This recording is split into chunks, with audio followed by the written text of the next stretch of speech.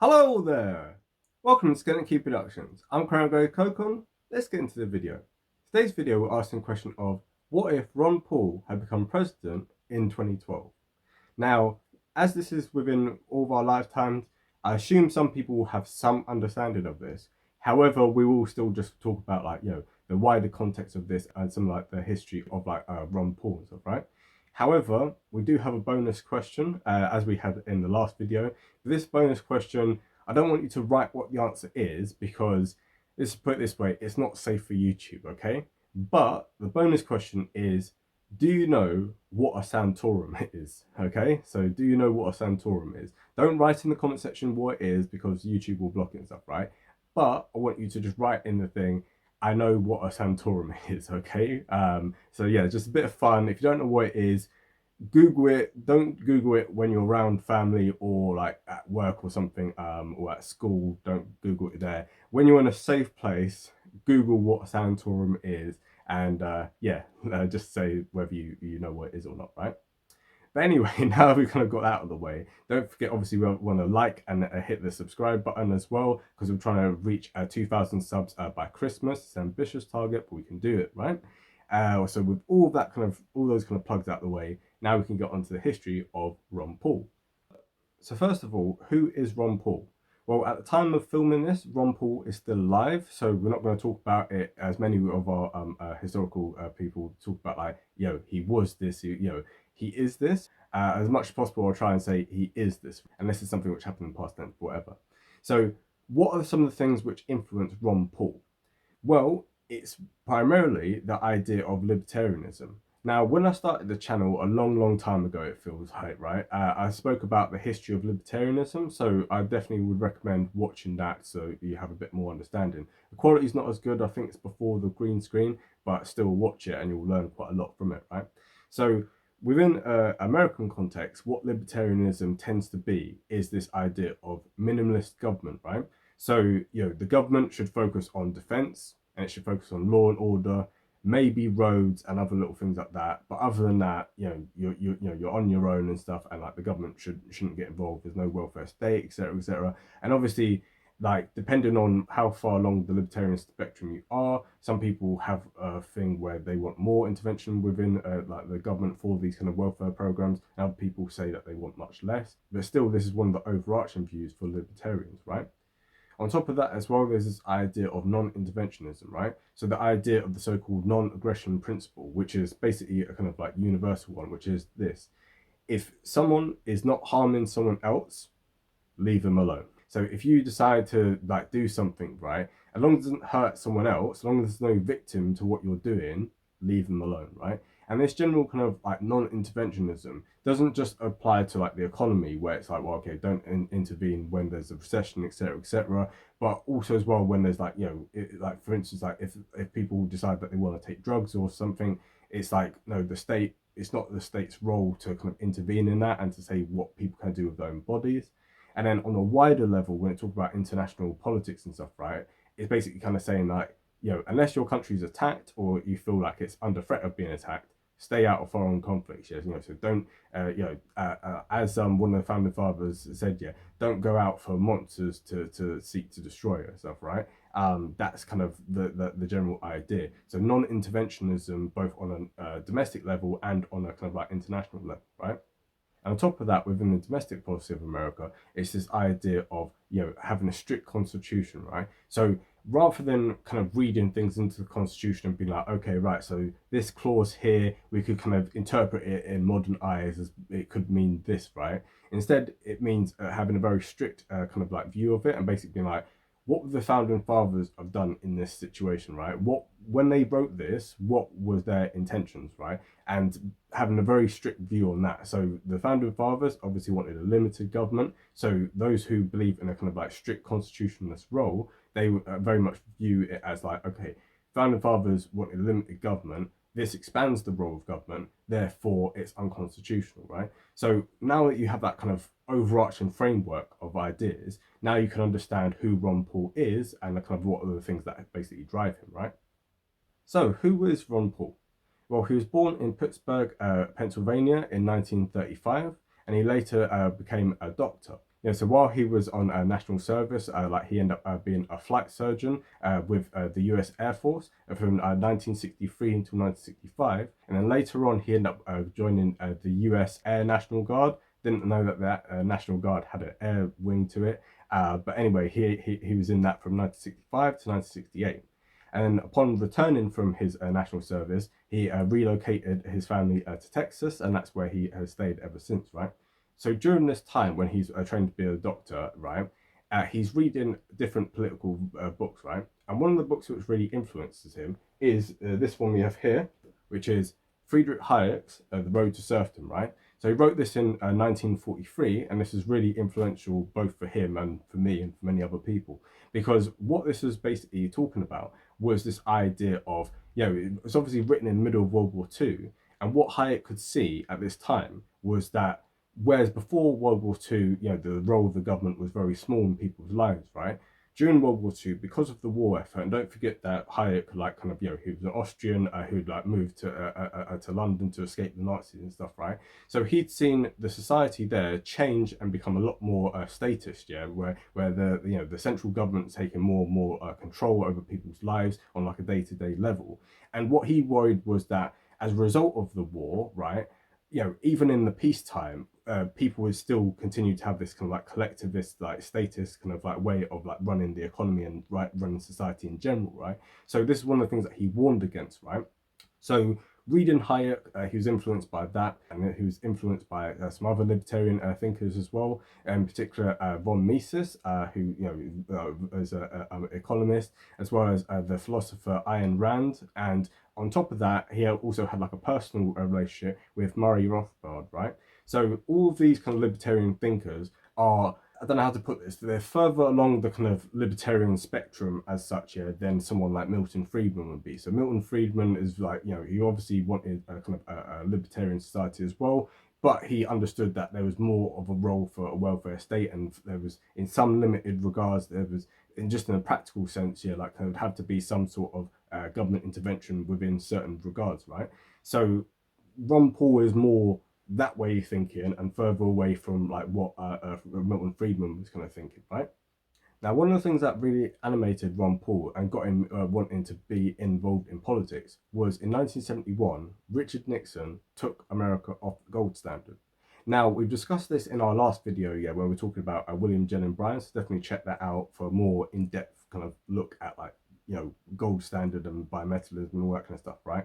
So what Richard Nixon did is in 1971, he took America off the gold standard, but he didn't put it back onto kind of bimetallism as had been in like more prior times. Instead, what he did is he just was like, right, the currency, the dollar, is just going to be free floating, right? So all the different like currencies in the world can just be like openly trade with each other, and the value of the dollar, the value of the pound, the value of all these different things are just going to be based on other economic factors, which are going to influence it, right? So this is something which Ron Paul was very much opposed to, because this is so-called fiat currency, right? This is where the currency is not based on anything, and as a result, you end up having a lot of inflation, a lot of like price instability, like in the preceding decade and stuff. So this is one of the things which Ron Paul was very much opposed to, and he decided at this point that he was going to enter a congressional politics, and he wanted to get all this changed. So in 1974, in the 22nd Congressional District in Texas, he tries to run to become a congressman there. He fails the first time. Then later on in the spring of 1976, there ends up being a so-called special election, which in the UK we'd call a by-election, right? And he ends up winning it there. However, in November of the same year, he ended up getting kicked out again. But then in 1978, he finally gets elected, and he is re-elected in 1980 and in 1982. Now, during all these times when he was elected and he was getting re-elected, it was said to really help the fact of he was one of only 2 obstetricians in the whole of that county. And so as a result, he ended up being very popular amongst a lot of the young mothers in that district, right? So half of the babies are getting born by him, and the other half are being born by his other obstetrician friend, right? So as a result, that kind of like helped him in his favor, right? So at the end of this first time that he's in Congress, right, he tries to run for one of the Senate seats in Texas. He ends up losing in that one, but then he kind of just goes off and like gets involved in like other things, other political organizations outside of like Congress, right? So upon leaving the Congress, he ends up becoming a founder for the Foundation for Rational Economics and Education. That took me 3 times to say. I don't know why. But anyway, so yes, the Foundation for Rational Economics and Education. And he also becomes the first chairman of the Citizens for a Sound Economy. So this is the CSE, right? So this latter one is funded by the Koch brothers. This is Charles Koch, and I can't remember what the other one is called, right? But these are the Koch brothers. These are some libertarian billionaires who like put a lot of money into different organizations and stuff, and to try and promote libertarian values. So this ended up splitting off at a later point. One of them became Freedom Works, and the other one became Americans for Prosperity. And these two organizations end up becoming a foundational block for what later would become the Tea Party, right? So around 2008, 2009, you have the Tea Party movement, which is very much in favor of having a smaller government and especially having like less taxation for the people. So this is one of the kind of movements, and he's kind of in the forefront of this, right? And this is where he ends up building a lot of his political credentials. Now, upon leaving Congress and failing to get the Senate seat for Texas, what he ends up doing is he basically becomes very disillusioned with the Republican Party.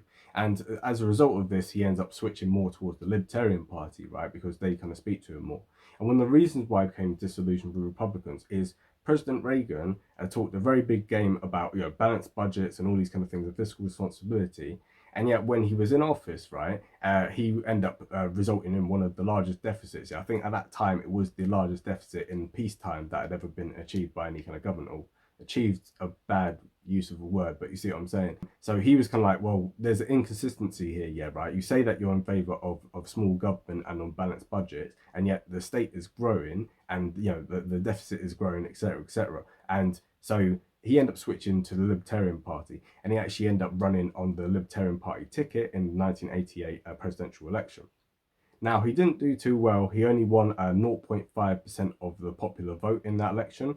But the thing with Ron Paul to note is that for him, it's not so much about him getting into office. He wants to basically use the platform of him running as a way of like spreading the ideas of libertarianism, right? And one of the things that you can see is in this TV show, the so-called Morton Downey Jr. show. So, this show, like, I'll put a link in the description of it, and I'll show you a little bit of a clip now, just so you kind of understand, so what Ron Paul is arguing for in this take here is for the legalization of drugs, right? Because as I said before, this is kind of a standard libertarian thing. The government shouldn't have any control over what you do with your own body. And so that's kind of like the stance that he was taking.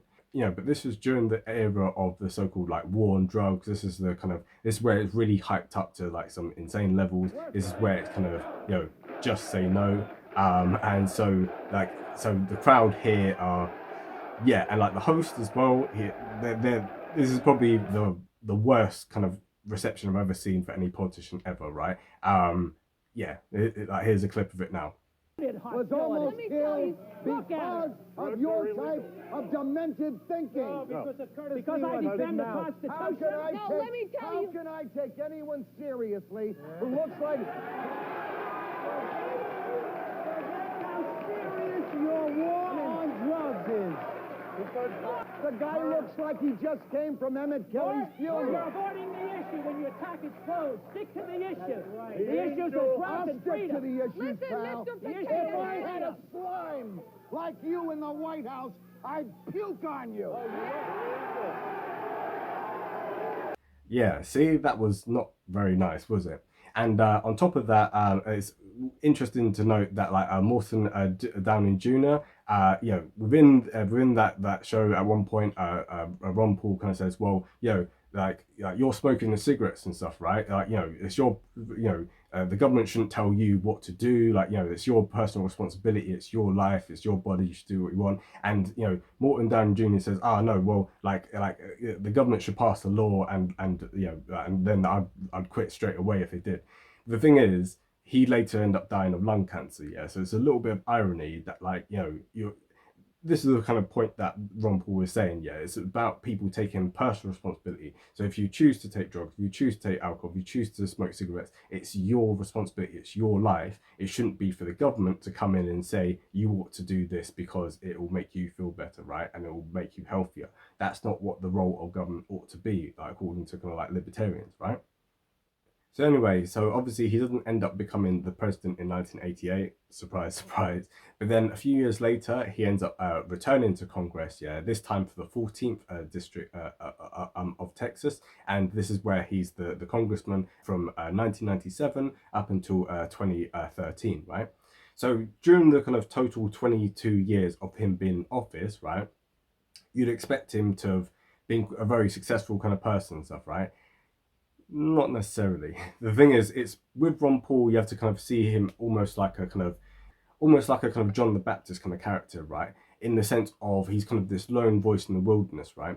As a matter of fact, he ended up having the nickname, yeah, which was Doctor No. Yeah, like A, because obviously he's a doctor, but B, because he said no to every single law which came through, which he deemed as being unconstitutional, right? Which, as we've discussed earlier with regard to this kind of strict interpretation of like what the founding fathers wanted, there's a lot of policies which the founding fathers would not have wanted, right? And so he basically like voted against nearly every single bit of legislation which came through the Congress during this time.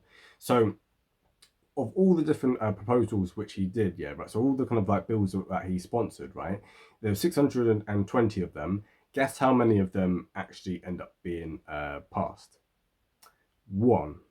And it's quite an insignificant one. It's so insignificant I can't even remember it. It's on screen now, but just yeah, it's not really, yeah. But like, so this means that he had a success rate in Congress of like 0.1 or whatever it is, right? It's absolutely tiny, right? But again, the point is he wants to be that lone voice in the wilderness, right? He wants to be talking about these ideas. He wants to be promoting these ideas, right? He wants to be, you know, if there's only one person in a whole of Congress or whatever who's promoting libertarian ideas, he'd rather be that one person than kind of have all the kind of pomp and circumstance that comes with high office. Now, during the Clinton administration, you end up obviously having the Lewinsky Gate scandal. So, like, obviously, we all know about Monica Lewinsky. Like, even people born after that, you know. So he was one of the Republicans in Congress who pushed for his impeachment because, like, the president lied, like to the public, being like, I did not have sexual relations with that woman. So he tried to impeach Clinton for that. But also, what he tried to impeach him for was with regard to his intervention in terms of like foreign policy, right? So, as we kind of have said before, in terms of like libertarians in general tend to be against foreign intervention, and especially within the sense of like being a strict constitutionalist. Yeah, the U.S. Constitution says that the United States can only go to war if Congress declares war on places, right? So the president is the commander in chief. But the president can't just be like, we want to go to war with these people, we want to attack these people, etc., etc. It has to be a thing where the Congress has to pass it and say, right, we're going to war, and then the president becomes the commander in chief. Whereas over like the last like 70 or 80 years since World War II, there hasn't been any declarations of war, and so U.S. presidents have kind of just done things, yeah, and the Congress has kind of like given them like tacit support and stuff, but it's not actually been like a formal process, right? And therefore, in Ron Paul's eyes, all the interventions that have taken place like since World War II have been illegitimate. So the Clinton administration in 1998 did two things. First of all, they bombed Saddam Hussein's Iraq in 1998, and this is to do with the no-fly zone, which is a hangover from like the Gulf War. So like American planes were keeping no-fly zones, so that Saddam's forces couldn't bomb the Kurds and couldn't bomb the Shias and all that kind of stuff, right? And on top of that as well, in 1998, you had Al Qaeda doing their attacks on I want to say the USS Cole. I think I've got the right name, right? And then also the embassy buildings in East Africa, so in Kenya and in Tanzania. So they end up doing a lot of terrorist attacks in that kind of like region of the world, right?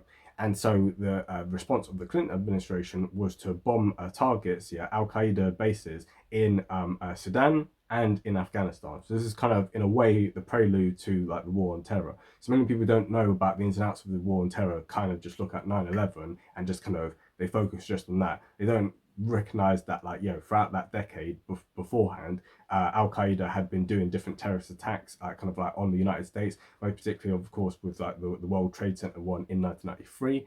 But anyway, so the reason I'm telling you this is because it sets the stage. This is when he kind of gets his credentials for being anti-war and for being like non-interventionist, right? So in 2008, he ends up running for Republican primaries, and he doesn't do so well. He gets 5.6% of the vote within that convention, right? However, moving forward, he ends up running, of course, in 2012, and this is when he became like very famous, right? And this is when I started to like be of an age where I was really in-depthly following politics. The 2012 like kind of US election, starting with Republican primaries and obviously finishing with the presidential election. This was the first political event that I followed like from the start to the finish, right? Because obviously at that age I was like 17 going on 18, and so as a result of that I like really like followed this like in depth and stuff, and I was very much like, because at that time I was really kind of a classical liberal, because I've read like Thomas Paine and all this kind of stuff. And so during this time when I was looking at the different candidates, for like who I wanted to win the Republican Party, Ron Paul really stood out to me, right? And during this time actually I bought his book, the Revolution and Manifesto. So this was written in 2008, but like it became really popular around 2011, 2012, right? So I was really in favor of Ron Paul winning that. However, he only ended up getting 11% of the primary votes, right? So Ron Paul, he didn't win. He he didn't even come close to winning. But it's something to note that within the Tea Party, as we mentioned, right, he was very, very popular within that. And also as well, when we're talking about US veterans, although up on the stage, and obviously you can still see like clips of these debates and stuff, you still see the whole thing like on YouTube and stuff, right? But within these debates, all the other people on the stage, they're all talking about how America needs to like intervene in this place, and America needs to be strong and this and that, and have bases and troops and stuff all over the world. And Ron Paul is the one person on that stage who's saying, no, we should pull out of all these places, pull out of Afghanistan, pull out of Iraq, pull out of all these places, Stop having an American empire. Let's just focus in on ourselves, Let's focus on like sorting out our own mess, rather than trying to be the policeman of the world, right? And obviously he ended up getting boos from a lot of people in the crowd. But at the same time, he also ended up having a lot of support from veterans who had served in many of these wars, and who also had the view of like, what were we fighting for? What was the point in us getting involved in all these kind of places? So he did have some basis, he did have some level of support. And actually, when you do like head-to-heads of like Ron Paul versus Obama, in some polls, although obviously in the majority of polls, Obama ends up like beating him and stuff, but there are some polls that show that if it had gone to a head-to-head, there's a chance of Ron Paul beating Obama, because Obama was very much an interventionist. He said he would end all these wars, but actually he just ended up increasing them. The US, like at the beginning of his presidency, was involved militarily in 2 conflicts. By the end of his presidency, he was involved in 7 different conflicts, right? And so many of the people would have been more kind of like swayed towards voting for Ron Paul if you're of this kind of like non-interventionist thing, in particular amongst young people. So there's an element to which this potentially could have happened. But now that we've kind of laid the kind of groundwork for this, right, this is where we're going to get into the kind of what if, right? So what if Ron Paul had won the presidency in 2012? As unlikely as that is, as just like it would never have happened, it's just obvious why it would never have happened, right? We're going to look into what would have happened if he had become the president. So first of all, if he become the president, this is something which we have to bear in mind, and this is something which a lot of people kind of forget about, which is that a president is not the king, right? The president can't just do whatever they want, right? They can't just like snap their fingers and things happen, right? So basically, the thing to bear in mind is, what does the Congress of that year look like? So the congressional elections that they had in late 2012, what ended up happening is that the Republicans held the House, and the Democrats held the Senate, which would have meant that it would have already been quite difficult for Ron Paul to have got some of his policies passed, because just on a purely partisan level, right, you would have had like, some people in the Republican Party backing him, and other people predominantly from like the Democrats voting against him. However, something to note is that because Ron Paul is such an interesting character, there would have been many people within the Republican Party who would have voted against him, and many people in the Democratic Party who would have voted for him, depending on what policy we're looking at, right? So the thing to kind of bear in mind is that, you know, the US, unlike in like the British system, yeah, you know, in the British system you have like a party line, you have party whips, and it's like very like structured, and it's like, you know, it's like for like big votes and stuff, yeah, you have like a 3-line whip. So if you vote against like your party line in that, so you're just out. So with that, that's if you had that kind of system, it would be easier for Ron Paul to kind of like push through his policy. However, within the US system, it's nowhere near as easy, and therefore we're already talking about it's uphill struggle. A, for him to win the Republican primary, B, for him to win the presidential one, and C, for him to be able to overcome all the complexities of like just like the legal process in general.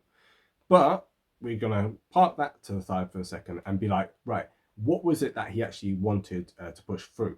And this is something to note, which is something that Teddy Roosevelt said, yeah, which is that the presidency is the bully pulpit, right? So while the president is limited in their powers that they have, they are essentially the voice of America, right? They are the kind of like, you know, the quote unquote leader of America. So what they say is very influential, right? Both to like the media and to politicians and to the people in general, right? So the idea is that these are the ideas that Ron Paul would have pushed for and he would have tried to promote as much as possible. So those ideas, first of all, with regard to on domestic policy, right? He would have balanced the budget, and one of the things he was very much in favour of was the balanced budget amendment. Now, the closest that this came to actually passing was in 1997, and from memory, I believe it lost by like 1 vote or something like that, right? In I think the Congress, or was it? No, it got to the Senate, I believe. Yeah, I'll double check that. So there was a precedent for this, yeah, in terms of there was a level of support for this, and especially after like all the massive wars that you'd had, and also like after like the 2008 2009 like kind of financial crisis, yeah, there was a big movement, which is obviously why the Tea Party was very popular, right? Which was pushing for like having a return to normalcy, yeah, a kind of return to kind of like fiscal responsibility. So I think that if it had been pushed forward in this time, there's an argument to say that it would have been, there could have been a kind of movement more behind like this kind of balanced budget amendment, yeah, to kind of get the nation's finance in order, right? On top of that as well, there's also the thing of like drug legalization. Now, obviously, the kind of like wholesale thing of like legalizing all drugs and stuff is, electorally speaking, within this generation, it's just not going to happen. However, like what he pushed for was very much a kind of like federal response to it. In terms of what I mean by that is more like the individual states doing things rather than the so-called federal government, the national government doing it, right? So he would have basically been like, well, let each state basically be a laboratory of democracy, right? So if this state wants to legalize this, if this state wants to crack down more on this, etc., let the states do this, and just like let the federal government kind of stay out of it, right? So the DEA, which is the Drug Enforcement Agency, basically I think from memory he wanted to get rid of that. He also wanted to get rid of the IRS, which is the Internal Revenue Service, and he wanted to get rid of loads and loads of different government programs and stuff. So what he wanted more was for the states to kind of take responsibility on these kind of things. So you would have had a lot more of those things, assuming obviously these things were able to get passed. On top of that as well, in terms of domestic policy, he was very much opposed to abortion. So him being an obstetrician, he was, you know, he very firmly believed in the Hippocratic Oath, and part of that Hippocratic Oath is the thing of doing no harm. So he took that to heart. But also in terms of him being pro-life, he has a level of consistency which is not often seen in many people, right? You know, so people tend to either be like pro-life, but then favour the death penalty, and then on the other hand, people tend to be, you know, like in favor of abortions happening and stuff, yeah, but then being opposed to the death penalty, right? So it's quite a contradictory thing. Whereas for him, he, you know, whether you agree with him or not, he was consistently pro-life, yeah. So he's opposed to the death penalty and he's opposed to abortion, right? So this is again one of the things which in the bully pulpit he would have like very much pushed for, and yeah, he also pushed through some other laws as well, such as like the Sanctity of Life bill, which I believe was in 20. I can't remember the exact date and stuff. I have it on screen, but he was in favour of that, and this really restricted some of the abortion legislation, which had been like the precedent with Roe v. Wade. So That's kind of something to also bear in mind as well. While also he would have also been more in favour of getting rid of the death penalty. So that covers domestic policy. Now talking about international policy, right? This is where it becomes really controversial, and this is also where, like, I'm broadly a libertarian and stuff, yeah, right. Although I do have some disagreements, like for instance, I think there definitely needs to be a welfare state and etc. etc. But it's just I want it to be more efficient. But in terms of foreign policy, there's elements to which I agree with it and elements to which I disagree with it, right? And I want people in the comment section, yeah, to kind of put in what they kind of think about like Ron Paul presidency, right?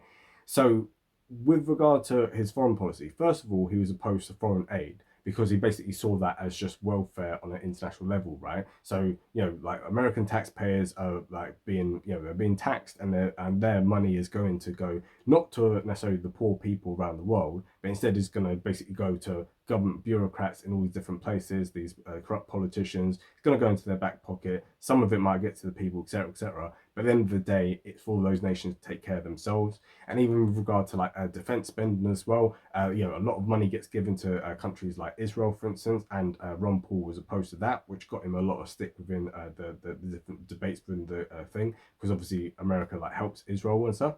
But he kind of made the point of like, well, Israel's strong enough, yeah, they can take care of themselves. And this also ties in as well with the fact that he wanted to withdraw from NATO. He was like, well, what's the point of NATO? Yeah, the Cold War has ended. Why do we still have this NATO thing there? Why do we still have troops in Britain? Why do we still have troops in Germany? Why do we still have troops in Italy? Why do we still have troops in Europe? These European countries are rich. Why can't they just take care of themselves, right? And the same also for like the rest of the world. Yeah, like still got American troops in Japan and Korea and Taiwan. Why can't these places take care of themselves? Yeah, why do they need like US troops to still be there? So he was very much opposed to having like the American empire, and so he wanted to bring all the troops home from all the different places, yeah, whether they're in conflict or not. This is where there's a lot of controversy, because if you think about what has happened, right, it's particularly when we look at like Iraq and Afghanistan. If in 2012 America fully pulled out, then in 2014 with the rise of ISIS was partly defeated because of a mixture between Iraqi forces on the ground combined with US air cover, right? So the US didn't send like boots on the ground to like fight ISIS, yeah, but with the support of their air cover, they were able to eventually push ISIS back, and now ISIS is basically no more compared to where it was back in those days. And similarly as well with regard to Afghanistan, yeah, if you look at like Joe Biden, obviously recently, he pulled out like kind of all like US servicemen and like and contractors, etc., from Afghanistan, and the Taliban have taken over, and now there's a famine, and now there's a refugee crisis, etc., etc. So all that has happened because they pulled out US air cover from there as well, because the Afghan army, as ineffectual as it was using US air cover to fight the Taliban. And so as soon as you withdraw US air cover, they have no real means of being able to fight the Taliban and stuff, and that's why the whole place collapsed like a house of cards, right? So the thing is, it's like there's a certain level one could argue of naivety, yeah, in terms of, yes, there's an argument that America shouldn't be the world's policeman. However, if America's not the world's policeman, what that means is not like there'll be a utopia where everyone just take care of themselves. What instead will happen is totalitarian regimes like China will fill the void, right? And so you're already seeing this now. You're seeing like a rise in authoritarianism around the world, and it's partly because of America withdrawing from these places. So I'm not saying that America should get involved in places. I'm not saying that it should nation build. I'm not saying all these kind of things. But it's a thing of completely withdrawing American support has consequences. As we said in some of our previous videos, yeah, right? Any action that you do is going to have some negative consequences for someone somewhere, right? So no matter what policy, if you want to have troops in these places, it's going to have some consequences that are negative, right? If you want to withdraw them from somewhere, right, then it's also going to have negative consequences. Whatever policy you want to do, you're going to have to weigh the fact of you're going to have consequences. And so this kind of blanket thing of, in all cases, get rid of all US troops around the world, it's not a very nuanced take. I'll say that it's a principled one, but it's not a particularly nuanced one, right? So as I said, let me know in the comment section of what you think of Ron Paul, and what you think of like his policy stands as well. And also something to kind of note as well is that, yeah, he didn't win, but I believe that he has laid the seeds, in much the same way as Barry Goldwater in 1964. he didn't win against LBJ. But within that campaign, that's when Ronald Reagan came into the forefront of like US political life. So 16 years later, Ronald Reagan ends up coming to the White House, right? So I think in many ways, Ron Paul, in some ways, like he's planting a seed, right? And who's to say that in 16 or 20 years or whatever from now, what's to say that someone else won't end up in the White House as a result of that? Maybe even his son Rand Paul, who wrote this book, which is very good. He's run for the presidency a few times, and Ronald Reagan ran 3 times for the presidency, and the 3rd time was the lucky charm. So who knows? We don't really know. But I'd like to hear what you have to say, respectfully speaking, in the comment section, right? And also as well, don't forget our bonus question: what is a Santorum? Do you know what a Santorum is now? Write in the comment section. Yes, I know what it is. I wish I didn't know what it is, etc., etc. But anyway, hope you enjoyed that video. The next video is going to be on what if Reconstruction had succeeded. So this is after the US Civil War. This is the period where trying to give like equal rights to the freed slaves and stuff. And like the fact that by 1877, with the Compromise of 1877, all of that was kind of like done away with. That ends up leading the way to Jim Crow and all the rest of it, right? So that's what we're going to talk about in the next video. In the meantime, have a great day. And also don't forget merch and all that stuff, and subscribe and blah, blah, blah, blah. Okay? Don't forget that. Don't forget that. Merry Christmas. Bye.